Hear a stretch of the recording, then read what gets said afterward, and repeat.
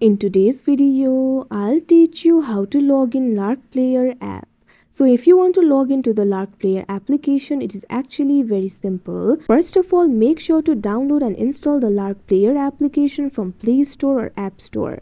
After you do that, the Lark Player application will be installed on your device. So what you have to do is simply open the Lark Player application. You can see over here Lark Player application has been opened. Initially, you'll be led to this kind of interface, so you do not really have to log into the Lark Player app. You'll automatically be logged in once you open the application. That means you do not have to do the additional step of logging in. Without logging in only, you'll be able to access various features like playtime, theme, sleep timer, recently deleted, playback settings, etc. So basically all you have to do is download the application and it will be ready to use. So that is how you log in Lark Player app. I hope you found this video helpful. Thank you for watching.